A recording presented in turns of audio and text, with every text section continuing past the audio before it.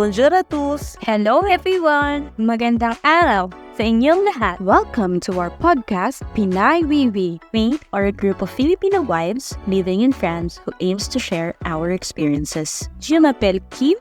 Je m'appelle Anna. Je m'appelle Jenny. Je m'appelle Dani. Je m'appelle Rosa. And we are the hosts of Pinay Wiwi. After getting introduced to our choices as to why we chose to move in France, you might be wondering, ano na nga bang next step pagdating dito? Since kaming mga host ay mga bago pa lang dito sa France, so basically, nagsisimula pa lang kaming mag-build ng panibagong buhay namin dito. That's why we invited someone na matagal na talaga nakatira rito sa France and willing mag-share ng kanyang story sa atin. So, Sis Juvie, can you please introduce yourself? Magandang hapon sa inyong lahat. Nakatira ako sa Cebu, nakatira din ako sa Normandy, sa Lord. 22 years na ako dito kasi dumating ako noong May 1, 2003. 22 years, sis. Ang tagal mo na dito.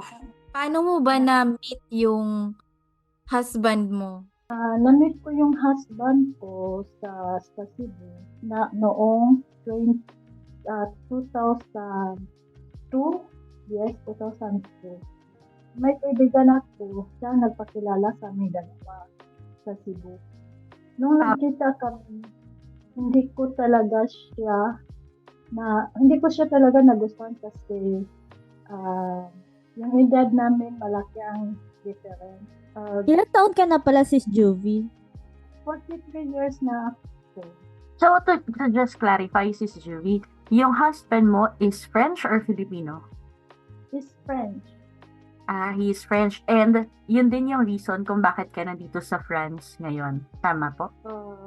Normal mo, yung reason ko bakit ako sumama sa kanya dahil sa kahirapan sa Pilipinas kasi tumulong ako sa magulang ko.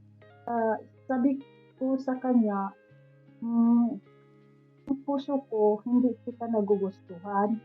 Parang hindi ako na-inlove sa kanya. At tapos, pero pinag-isipan ko talaga. Sabi ko, mas malaki ang maitutulong mo sa magulang mo kapag doon ka sa France magtatrabaho. Kasi alam ko naman ang buhay sa Pilipinas kasi nakatira daw siya sa Pilipinas ng 5 years. Pero hindi ako first girlfriend niya sa Cebu. May una talaga sa akin.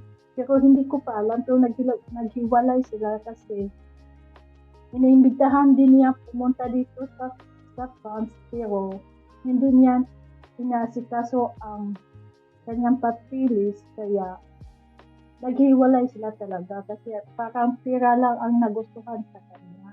So, magkaiba sila ng goal kaya hindi sila nagkatuluyan nung una niyang girlfriend na Pinay.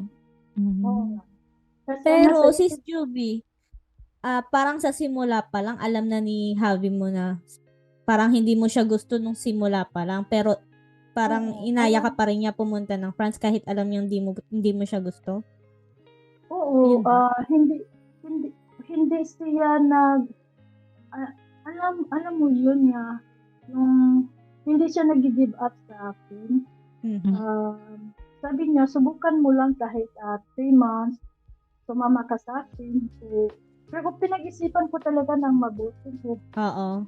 parang natatakot nga ako eh. So, ang laking gap namin dalawa. Kasi ang gap talaga namin is 31 years.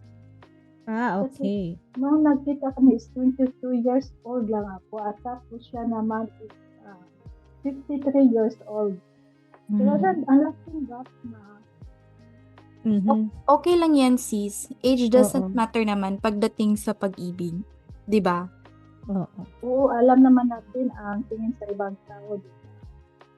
Uy. Pero- Pero natututunan naman natin kasing mahalin, di ba? Oo, nang matagal kasi inubos niya ang pera niya sa pamilya ko. Kahit hindi ako humingi, wag, magpadala ako sa pamilya nun. Ganun ang ginawa niya eh. Kasi sabi ko, ang hirap naman ang buhay sa Pilipinas dito. Kung gusto akong lumabas sa kahirapan, dapat maging matalino na lang, wag na lang ang puso pag-aralin, Pairalin. pairalin. Pero sinubukan ko naman na matutong magmahal sa kanya. Sobrang Kaya- bait din naman kasi. Oo nga. Kaya ngayon 22 years old, 22 years na kami. Wow. Imaginein mo, 22 years na kayo. Love is a choice talaga, no? Hindi lang siya feeling. It's a choice din talaga. Kung pipiliin mong magstay or hindi. Kung Yung ginawa pipiliin mo, mo... oo. Ay, sorry sis. Hindi, okay lang. Hindi, parang it's a choice talaga. Yun lang yung natutunan ko din in my 30 plus years of existence in the world. Pero hindi lang puro siya kilig-kilig, gano'n. Oo, Siyempre yung kilig yan. mawawala din naman yun. Oo, pero Pero ang bait ng asawa ni Ate Juby, no? Kasi inisip din yung si Ate Juby, pati yung family niya. Oo. Oo. Kasi yan- kayong breadwinner, yan- di ba? Parang yan ang ginawa niya eh. So, hindi kita mapupot. Pero kukunin ko yung family mo, yung loob ng Yung pamilya. loob.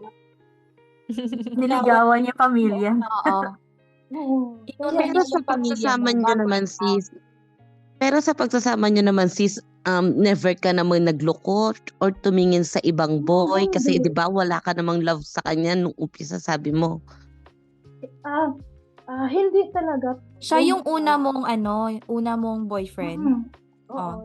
Siya So ang clear una. tayo dyan. Siya ang unang boyfriend ng foreign.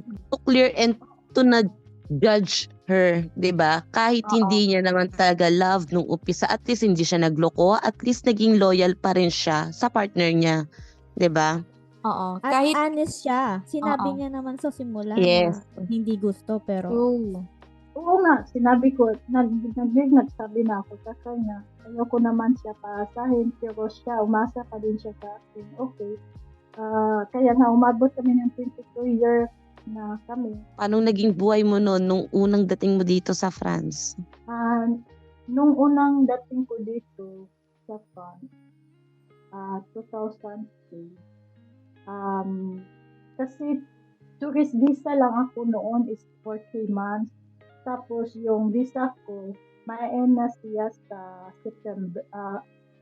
September, uuwi na ako sa Pilipinas kasi may ticket na ako para pumunta sa Pilipinas o pabalik. Tapos nung before 3 months, sabi ng asawa ko, nakilala mo na ang parents ko, yung mga kapatid ko, anong gusto mo? Gusto mo bang dito ka sa France? Nagustuhan mo ba yung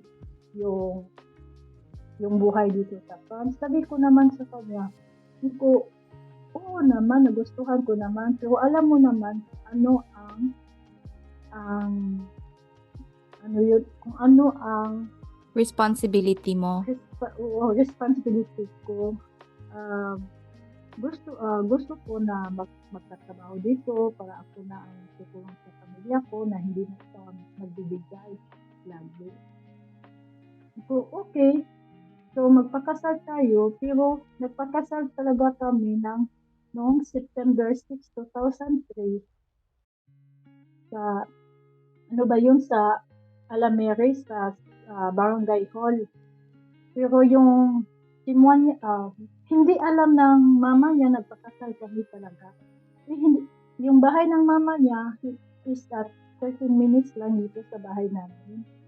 Sabi ko, bakit hindi niya sinabi sa parents, sa ina niya, sa kapatid niya, na nagpakasal kami dalawa noong September 6, 2003. Pero Yan since talaga ang palagi kong tanong.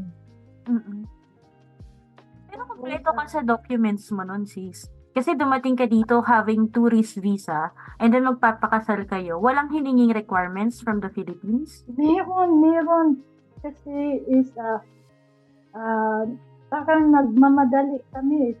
2 months before mag-end yung visa ko, sabi niya sa akin, magpakasal tayo dito sa barangay hall, dapat yan ang papilis mo. Yung papilis mo, maghingi ka sa pamilya mo. So, yung pamilya ko lang ang nagawa ng paraan. Nag-send nila dito sa akin, gano'n.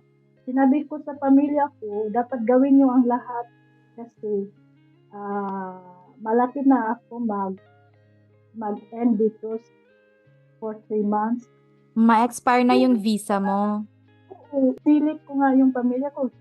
Kung ayaw yung gawin, okay, uwi ako sa Pilipinas, pero hindi ako uwi sa Cebu. Hindi nyo na ako makikita. Ganon, ginawa talaga nilang lahat. Tinakot ba? May blackmailing na naganap.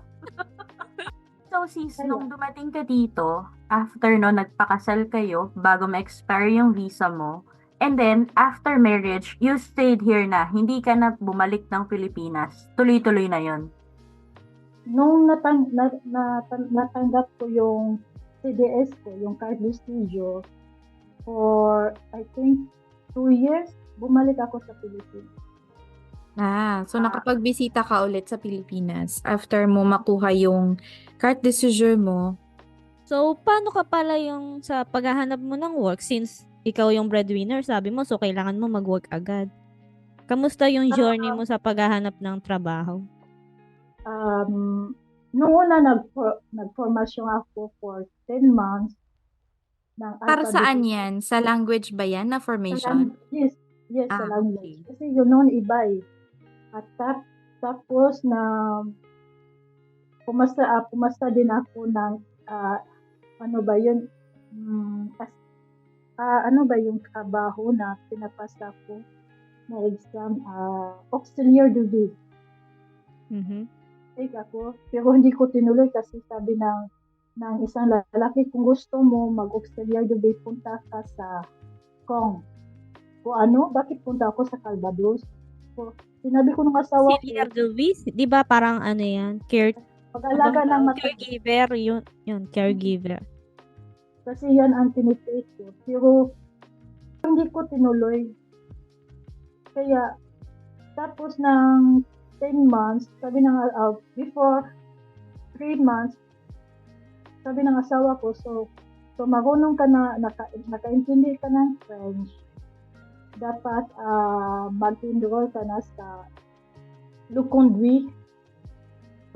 Sa pag, driving Dila ko. license. Oo, driving license. So, okay. Punta ako doon. Ganon, pinasa ko talaga ang first kudula ko. Tapos, yung conduit naman, I think is 4 months or 5 months, pinasa ko yung driving license ko. Sabi ng asawa ko, sana pumasa ka ng driving license mo. Siya talaga ang nakahanap ng trabaho sa internet sa announce ng Paul Influa. Sabi, noon kasi palagi kaming pumunta sa Paris kasi yung anak niya nakatira sa Paris. At nung dumaan na kami sa Vernois-sur-Ab na marami siyang drapo, yung madaming flags talaga. Kasi sabi ng asawa ko, ano yan? Bakit maraming flag?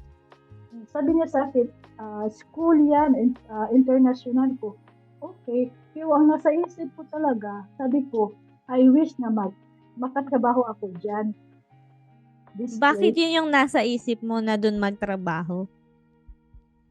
Kasi dito, kasi wala namang maraming company. Dito kasi maliit lang talaga. Parang province, maraming tao, pero walang maraming oportunidad dito talaga. May supermarket, walang maraming factory talaga. Same dito sa amin. Bigay lang tayo ng konting visualization sa mga listeners. So, dito sa France, merong mga big cities and small cities. So, ang famous lang kasi talaga is yung Paris, no? So, yun lang yung nakikita na idea or picture ng mga wala dito sa France. Pero for visualization, may mga area dito na maganda siya, develop. May mga supermarkets, ganyan. Pero yung area ng mga companies, usually nasa mga big cities lang siya. So, Oo, siguro, sa doon, yun yung pinagkukuhanan or pinaghuhugutan ni Sis Juvie na doon sa area daw nila is may mga may mga stores para sa basic needs, pero yung mga companies hindi siya ganon kadami sa place nila. Pero before ako nagtatrabaho diyan sa eskwelahan na diyan, nagbibisita nga ako, nagmamatay ng bata, 2 bata.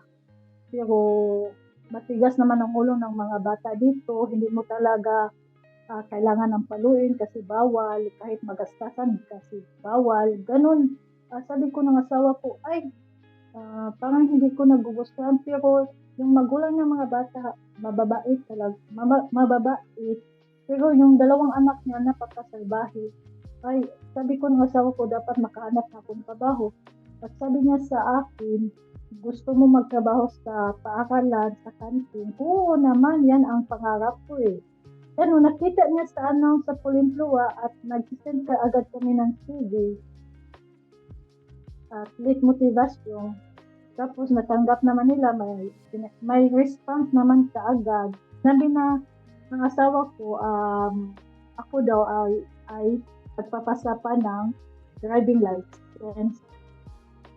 Tama naman, on that day ng September 6, 2006, nakuha ko agad yung driving license ko.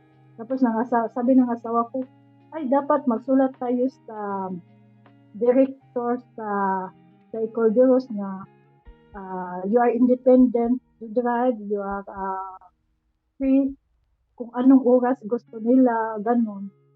Kaya agad natanggap talaga ako ng trabaho, pero noon half day lang ako ang trabaho ko eh. Wait lang. Sis Juvie, may job interview din ikaw na naranasan? Oo, may or job direct? Nag-interview ka may din? job interview talaga. Pero French yun, Ate Juvie. Talagang, Oo, French, pero simple question, ganun lang. Ang galing mo naman na, parang ang bilis ng pacing nung ni Ate Juvie, nakapag-work agad. Even, kahit hirap ka, or medyo okay na rin yung French language mo nun. Pero yun, parang na, tinanong ko anong pangalan mo, kung ano ang experience mo sa trabaho, ilang years ka na ba dito, ganun lang. At tapos nag-joke na yung chef sa akin na kung may mag-joke sa'yo, sasakyan mo lang, ganun. So, sis, nung dumating ka dito, May, tapos 3 months, hindi, ilang buwan bago ka nakahanap ng first job mo? I think it's 2004. Ang ginawa ng asawa ko, nagbibinta siya ng machine para sa massage, massage ng body, ng machine. Yung Opsomer, at tapos nagtitinda ng tinitinda namin? Parang port-a-port, parang pumunta kami sa mga bahay-bahay, gano'n. Pinalok namin kung bibili ba sila ng this product. Para siyang ibon, nung nagbibinta ka ng ibon sa kapitbahay mo. At tapos, door to door. Door to door. Ang ginawa ng asawa ko, ang nakasulat sa papel ay name ko, hindi name niya. Pero siya nagtatrabaho para may access ako sa Pulimplua. Ang galing naman. Yan na nagsisimula. Tapos, nabibisita ako. Ilang months yun, sis? Di ba dumating ka ng May? Tapos kinasal kayo ng September 2003. Tapos, yung first job na yon, yung sa sales, ito yung sa 2004. 2024. Ay, 2004 pala. 2004. Pero ang pangalan niya ang pangalan ko ang nakasulat, pero siya nagtatrabaho para may access ako. Parang naisip ko lang din, tayo kasi 'di ba as starting dito sa France, isa sa struggle natin is yung maghanap ng work. Pero if I am not mistaken, kay Sis Kim, she's doing the same thing as kay Ate Juvie. she's creating her own opportunity right now. Yes. Mm-mm. Para Para may konti sideline. Oo, may konti lang din Oo, na sideline siya diyan. Oo. ayun. So, isa siyang mahalagang point para sa mga listeners. Kasi baka iniisip ninyo, pagdating dito, ay, prinsesa na sila. Mayordoma na sila. Hindi talaga. No. Kasi when- ayaw kong isipin talaga ng pamilya na pera lang ang habol ko sa kanya. Wait. Gusto ko ang gumawa ng paraan para may bigay ko yung pamilya ko ng sustento. Ganun lang. So, kailan ka nag-start ng job mo, sis? Yung dun sa kantina? Nag-start ako sa canteen is September 6, 2006. So After until 2 now, years. dyan ka pa rin. Oo, dyan pa din ako. Wow. So, kamusta yung nice. experience mo sa work dyan sa France? Sa mga kasama magtrabaho yung mga French, ganon. Okay naman, mabait naman sila sa akin kasi kapag may shift ka ng mabait at maintindihan ka, hindi ka nila i-down. Wala naman ako na-experience na bad na gustong umaway sa akin, na pinuha ko yung trabaho nila. Wala bang time na na-experience mo, since syempre French, hindi kayo nagkaintindihan, parang hindi mo naintindihan yung sinasabi ng boss mo or hindi kanya naintindihan? Wala naman gano'n. Walang ganun. Wala talaga Okay. ganun. Oo, parang nakikinig lang ako pero hindi ako nag-reply, pero kung ano ang utos nila, ginagawa ko. Sabi nga ng asawa ko, subukan ko ng 2 months, kung hindi talaga kaya, mag-resign talaga ako. Pero after 2 months, ay, okay, magsistay na ako. Okay. Nagustuhan mo na yung work. Nagustuhan ko na yung work. Oo, kaya ngayon tumagal Importante, si diba? Mahalin mo yung Kahit trabaho na mo. sila. Uwi. Oo nga, kasi yan talaga ang gusto ko eh. Wow, grabe. Going strong ang trabaho. Ate Juby, kamusta naman yung sa trabaho mo? Ibig sabihin sa kantin, sa school, sa mga estudyante, kamusta yung yung pakikipag-communicate mo sa kanila? Maayos ba? May mga mababait ba yung mga bata sa school ninyo? Oo naman, respectful naman silang lahat kasi may iba din na bata parang Makukulit lang. makukulit. Oo nga, makukulit lang pero mababait talaga sila kasi private school, ang disiplina sa mga bata iba eh. May isang estudyante nga, sabi niya, "Ay madam, I want to hug you." Ha? It's not allowed to hug with me because I'm working.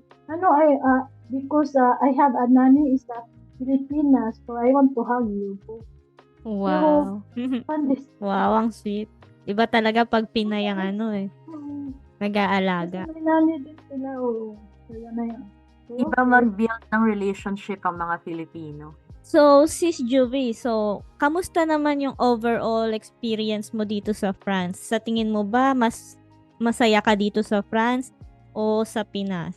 Ano masasabi mo sa buhay mo dito sa France? Oo, yun. Ano yung magiging advice mo rin for us na lalo, bago tayo, diba? Sis Kim, Sis Dani, Sis Rosa, Sis Jen. Anong magiging advice mo sa amin sa lahat ng natutunan mo? Ayun, kadugtong sa sinabi ni Sis Kim. Hindi naman na hindi ako masaya dito. Ang gusto ko lang sa France talaga na may trabaho, kumita ng pera, magbigay na pera sa Pilipinas. Yan lang talaga ang focus ko. Kapag ako ang pipiliin na kung saan ako gustong tumira, sa Pilipinas talaga.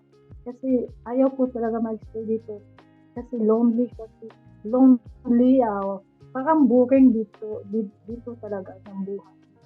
Pero sa Pilipinas kasi different kasi may matatawag ka. Kasi dito wala kang matatawag talaga. Kahit may kapitbahay ka sa kabila, hindi talaga.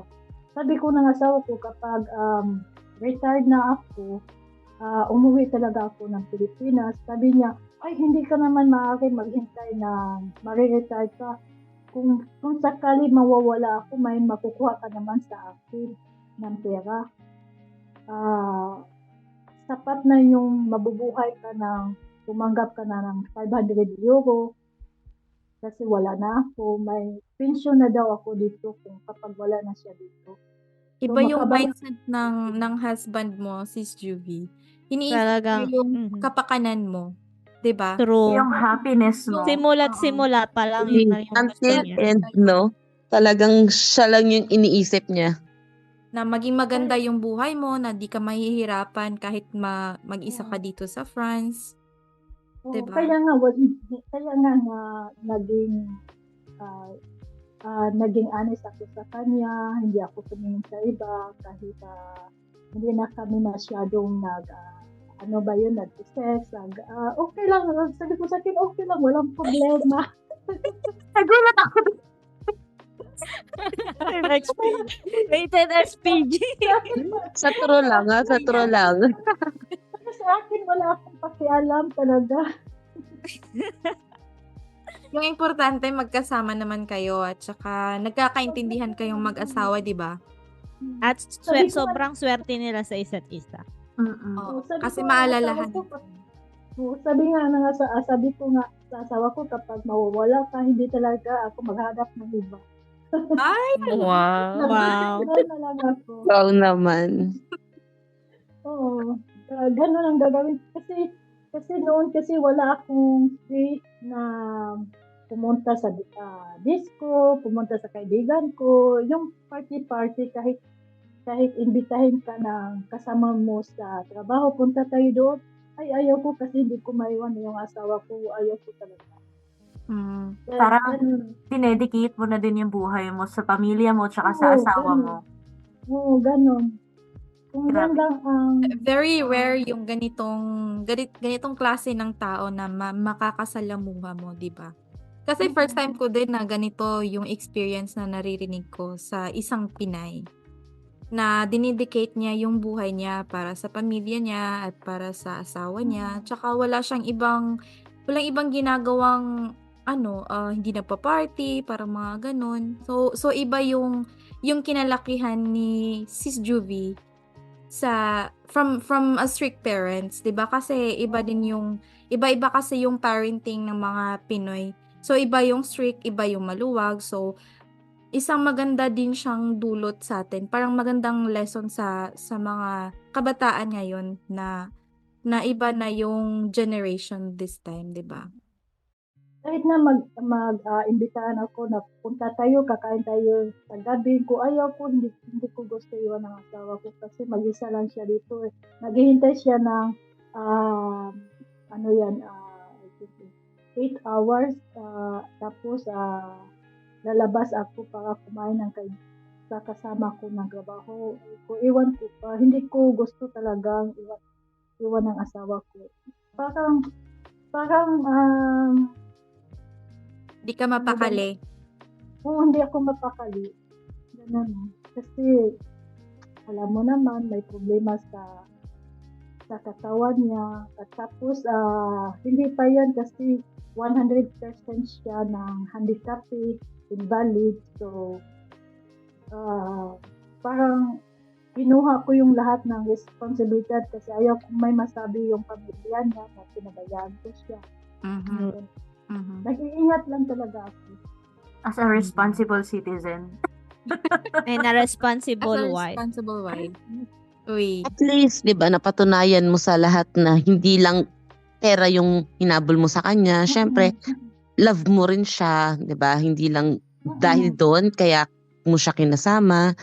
So, di ba, ang ganda ng story mo, sis. Oo. Sobra. So, for us, sabi nga ni Sis Ana kanina, ano naman yung maia-advise mo para sa amin na mga bago dito sa France? Ang advice ko lang sa inyo, huwag masyadong punta doon, punta dito. Dapat kasama yung asawa nyo. At maging, maging masipag lang talaga sa buhay dito. Kung makahanap kayo ng mga trabaho, ganun lang. Kahit hindi tayo masyadong marunong magsalita ng French, pero masubukan naman natin na makahanap ng trabaho talaga. Ang ganda ng sinabi mo, Sis Juvie, na advice. Kasi medyo natawa ako dun sa part na unahin talaga yung asawa kasi wag kayo punta dito, punta doon, tapos iniiwan yung asawa. Buti na lang, pag nakikipag-meet ako ng mga Pinay or kung saan kami gagala, sasama talaga siya. Kasi sabi niya sa akin, ayaw daw niya na mag-isa lang siya, ayaw din niya na mag-isa lang ako nagagala. So parang magkasama talaga kami palagi kung pupunta kami kahit saan. Natatawa si Sis Dani. Kanina ko pa napapansin, natatawa si Sis Dani. Kanina, natatawa ako dun sa sinabi niya na punta dito, punta dyan, tapos parang nag-react ka. Tapos sa sinabi mo, parang kami naman ni Sis Kim yung natamaan, na nagagala kami na hindi sila kasama. Kaya nga. Hindi naman pag minsan naman, pero hindi lang lagi. Kasi Oo nga. naman, Okay lang yun. Okay naman yan. Wag lang yung palagi kang aalis na ng bahay, like hindi mo na nga nakikita yung asawa mo kasi nagtatrabaho, 'di ba? Tapos gagala ka pa sa gabi or after work gagala ka pa. So konti na lang yung time na inaalat mo dun sa loving time nyo sa asawa mo, 'di ba? oo nga. I think it's a matter of prioritization. Know what is your priority and who is your priority. The moment we got married, we all know that the priority next to God is our husband. Diba? Next is yung family natin, if ever na may mga kids, ganon. Oo. So, Pero number one, second talaga natin na priority, yung mga husbands talaga natin. Side talaga kay God, di ba? Ako share ko lang yung nakita ko sa kwento ni Ate Juby. Naalala ko yung sinabi ng mama ko na pagdating ko nga dito, sabi niya, ngayon may asawa ka na, siya na yung uunahin mo. Oo, syempre nandun na rin yung para sa sarili mo. Lalo ngayon, mag-isa ka lang dyan sa France. Ang kasama mo lang, ang kaibigan mo sa simula, mag-aalalay yan sa'yo yung asawa mo. Kaya mahalin mo yan. Kaya dinala ka niya sa France kasi may nakikita siya sa'yo. Parang Ate Juby, sabi ng asawa mo na, ay may nakikita ko, gaganda yung yung life mo. Kasi ako din, yung asawa ko, sabi niya, yung buhay mo, yung pagtuturo dito, mas may nakikita pa ako sa'yo eh. Yung capacity mo. Oo, yung capacity ko na hindi lang ako ganito. Kaya ayun, natatuwa ako sa kwento ni Ate Juby, nakaka-relate ako. what about you, Sis Rosa? Anong pick up mo or na-pick up or natutunan mo doon sa story na shinare ni Sis Juby doon sa journey niya dito sa France from the start? Natutunan ko dito sa shinare ni Sis Juby is dapat talaga magsumikap ka. Kung gusto mo talaga na hindi iasa yung lahat sa asawa mo kasi alam niyo naman, 'di ba, na-share ko na sa inyo na nagfi-freelance na ako as an engineer dun sa Pinas. So for now, hindi pa ako nagtatrabaho. So kay Sis Juvie naman, parang ginawa ko siyang inspiration ngayon na ginawa niya nung una siyang dating dito, nung nakapaghanap siya ng work. Yung ginawa niya, siya yung gumawa ng opportunity para sa sarili niya. So parang binibigyan niya ako ng idea to do something for myself, 'di ba? Lagi din akong minomotivate ni Habi na to do something kasi minsan naboboard talaga tayo kasi mag-isa lang tayo dito, 'di ba? Di tayo palalabas. So ayun, yung motivation din ni Habi nakaka-help din sa akin na maghanap din ng pagkakaabalahan. Isa na doon yung French language. How about you, Sis Dani? Ano yung aral na napulot mo din sa story na shinare sa atin ni Sis Juby? Sa akin naman, pinakatumatak actually is yung sinasabi, yung naging journey niya na ayaw niyang isipin ng family ng husband niya na pera-pera lang. Kasi diba, contrary to what we used to hear when we were in the Philippines, yung isa na namang kababayan natin na nakaahon sa kahirapan dahil nakaalis ng Pilipinas. Parang all of the people in the Philippines who doesn't have the idea of what our life here is, parang yun yung isipin nila eh. Ay, nandiyan ka na, mayaman ka na, hindi mo na kailangan magtrabaho, hindi mo na kailangan ganito, ganyan. Parang sa akin, it's a living proof, si Sis Juby, na hindi tayo ganon. Diba? Kapag may ibang mga Pilipino na nakarinig nitong story ni Sis Juby, marirealize din nila na, ay, hindi pala ganon, hindi porket nakapag-asawa sila, para na silang prinsesa, ganon. Ganun. So, yun yung pinaka-tumatak sa akin. How about you, Sis Kim? Sa'yo, anong tumatak or naging lesson nung story ni Sis Juby for you? Sinabi nyo na lahat eh. So, sa akin ang masasabi ko lang, mas lalo akong na-motivate na sikapan, mag-aral ng French, maghanap ng work para sa future kasi hearing Ate Jovy's story talagang nakaka-motivate naman. Kung siya na kaya niya, syempre tayo rin, di ba? Oo. Ayun. Nakaka-motivate na ba mag-aral ng French? Yes, lalo na balik na maghanap tayo. ng work. Lalo na Pati- maghanap ng work. Ayun, Pati at para pagda-drive, maging Ate independent. Juby. Yes. Isa yun sa mga talagang nagpapahirap sa akin eh. Nakakatakot pa naman mag-drive. Uy, True. makahanap ka. Uy, mas matatakot kayo kung sa Pilipinas kayo magdadrive. Kaya Oo. nga eh. Kasi dito may discipline eh. From Doon Ate sa Juby, Pilipinas, oh. walang discipline eh. What about you, Sis Jenny? Sa akin naman, yung pinaka tumatak lang, yung hindi lahat na malaki yung age gap, is pera lang talaga yung hanap or habol. Syempre yung love, sabi nga ni Sis Dani kanina, love is a choice din, di ba? Syempre matututunan naman nating mahalin yung tao kahit hindi sa umpisa.